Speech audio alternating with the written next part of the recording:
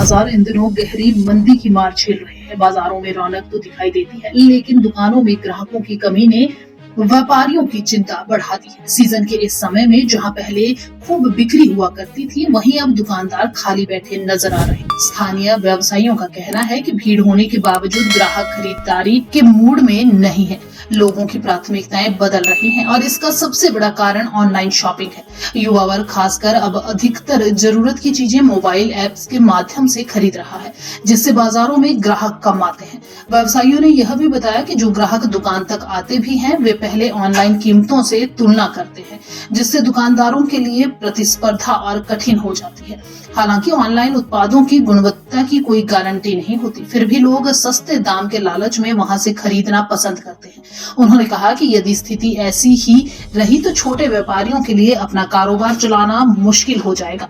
उन्होंने प्रशासन से अपील की है कि बाजारों को फिर से सक्रिय करने के लिए ठोस कदम उठाए जाएं। एक एक्सपेक्टेशन जो है कस्टमर की, वो बहुत ज़्यादा बढ़ती जा रही है और कस्टमर आके जो है वो कई बार उसको हमारे प्रोडक्ट को जो है वो कंपेयर करने का प्रयास करता है कि ऑनलाइन क्या रेट है और हम लोग क्या दे रहे हैं। इसको इससे कोई मतलब नहीं है कि वो फेक भी हो सकता है,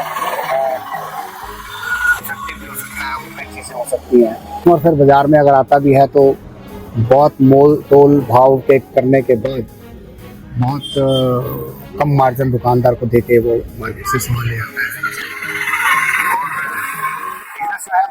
आस्ता आस्ता बड़े बड़े मॉल्स हैं या बड़ी बड़ी दुकानें हैं, सिमटता जा रहा है। छोटे दुकानदारों को, छोटे व्यापारियों को बहुत हर्ट कर रहा है। हालांकि छोटा दुकानदार जो है वो कस्टमर के लिए लॉयल होता है और वो उसके अच्छे और बुरे के लिए बहुत ज़्यादा सोचता है, बल्कि बड़े बिजनेस प्रेमिसेस में जाने के बाद कस्टमर के सामने ढेर तो होता है, उसे ये नहीं पता होता ये चीज़ ड्यूरेबल है या नहीं है, चलेगी नहीं चलेगी। तो आज की डेट में ऑनलाइन का ही ज़्यादा इफेक्ट है। मेरा नाम सुधीर आहूजा है। माल रोड पे हमारी शॉप है, आहूजा जनरल स्टोर के नाम से। जो कस्टमर्स हैं अब वो डाइवर्ट हो गए, कुछ तो ऑनलाइन के ऊपर चले गए, कुछ यहाँ से चंडीगढ़ वगैरह के लिए परचेजिंग के लिए चले जाते हैं।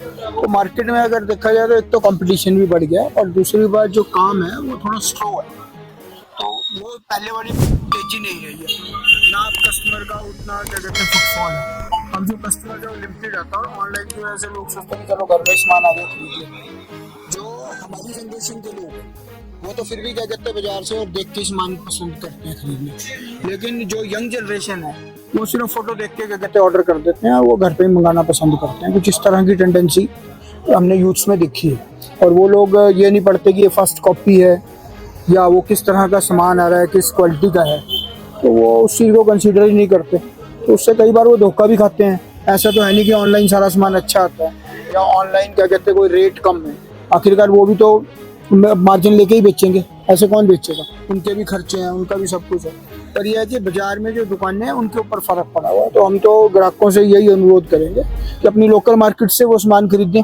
उससे यह है कि दुकानदारों को भी क्या कहते हैं व्यापार ठीक चलेगा और इसमें दुकानदारों को भी क्या कहते हैं और सामान मिलने के लिए इंकरेजमेंट मिलेगी। व्यापार आजकल थोड़ा सा मैरिज सीजन चला हुआ है, इसलिए थोड़ा सा ठीक है। और जब ये मौसम बदलता है एकदम थोड़ी ज़्यादा गर्मी होने से जो है लोगों के पास, किसी के पास पुराने सैंडल टूट गए, जो मेरा व्यापार है, तो सर्दियों की जगह गर्मियों की चीज़ परचेज करते हैं ग्राहक, इसलिए मार्केट में थोड़ी सी रौनक है। नहीं तो ऑनलाइन में आजकल बहुत मुश्किल में डाला हुआ व्यापारी को। जो ऑनलाइन है वो फ़ोटो लाते हैं, उनके पास कट साइज़ होते हैं, फिर कुछ भी नहीं होता।